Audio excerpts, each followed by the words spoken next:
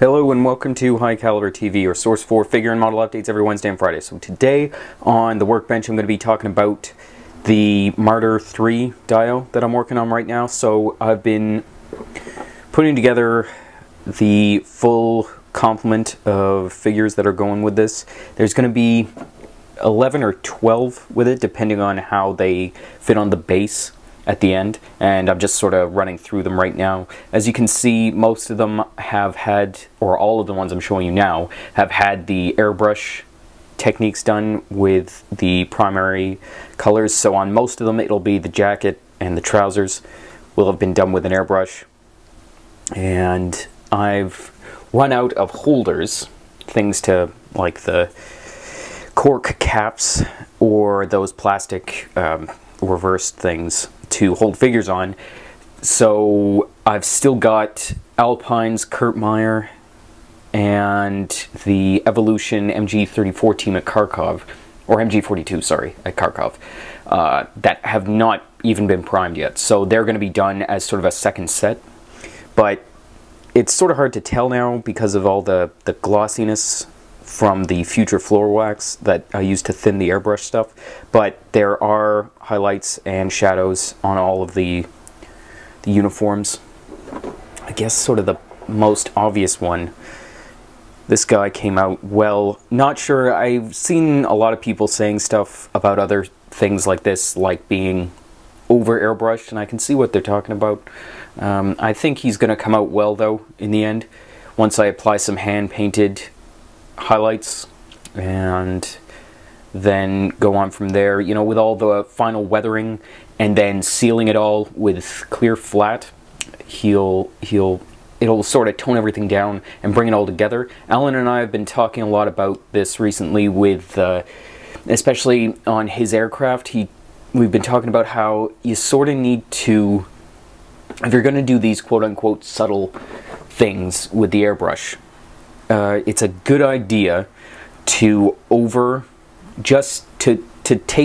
take the highlights and the shadows to a point where you are happy with them, and then go one step further, because all the weathering and all of the sealing with the flat or varnish, whatever you're planning on using, will subdue everything down. And so yeah, so this guy is going to be the only crew member standing inside the Marder. He's sort of looking out over the officer conference, and then I've got a couple of guys walking, and they're going to be walking from the rear of the tank, from like a dirt path. This is going to be in Kharkov and at like a refitting depot where they're rearming the vehicles, and I've got a couple of guys, as I showed you, bringing fresh ammunition. I know this round isn't for the Marder, you know, it's not a 7.62 centimeter round. I think it's an 88 shot.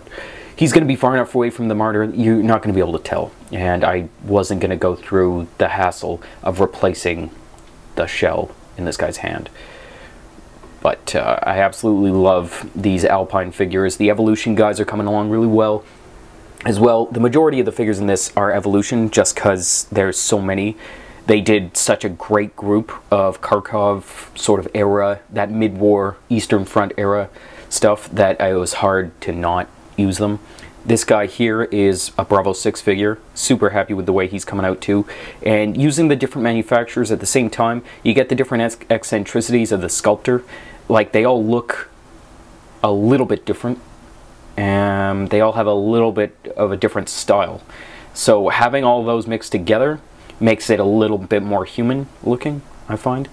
And this is, after doing the Abrams, which you can check out on my channel, I've been looking at that a lot, and there just isn't enough stuff on the base. It maybe even look like what a street would look like when there's an Abrams rolling up it, because everybody would clear out, but there weren't enough figures on it, and I want to not have that happen again.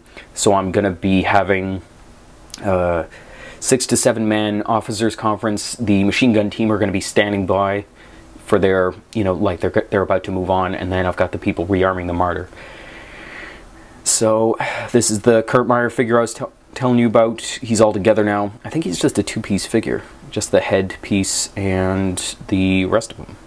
He's absolutely fantastic. He's just sort of a late addition. I wasn't planning on having anybody who was recognizable in this one, but after reading Grenadiers last year, I sort of just wanted to put him in, and he'll go well. So yeah. So this is where the Marder's at. You've got your bag from Stalingrad here. This is their fantastic stowage set. There's decals that come with this. It's got a lot of generic 1940s style like suitcases, valises, some German equipment here, German ammunition stuff, MG tins. I'm using one of the, I think these are for hand grenades or mortar rounds. I don't know. Somebody correct me in the comments. And then I put a brass rod through it. This guy is the Evolution figure who's holding the paint tin for, or the pail for painting winter vehicles, and I just replaced it with that. And that's from the Stalingrad set. Then we've got here some of the sort of completed stuff. This is how I'm sort of keeping everything together. You can take a look at the frill tracks for this kit here. I'll take a larger segment. Now these are the first time I've ever actually used foil tracks, and I gotta tell you, it was such a cool experience getting to build these. As you can see, they work like, I mean, they're basically real. It's all metal. This is pure metal, and there's brass rod put through. All you do is you take the thickness of the brass rod, put it into your pin measuring radial, if that makes sense. I'll show it some other time. But you put that in there, then you get the measurement of the exact size of the aperture, drill them out, put the brass rod in, you go all along a segment of about that length is usually what I do, clip them all off, and then you've got these segments, and then after you build a couple of the segments, you'll put them together and you've got a full track length. So this is awesome. I'm gonna prime all this and then stain it with some, I think it's MIG ammo staining solution, which is pretty cool.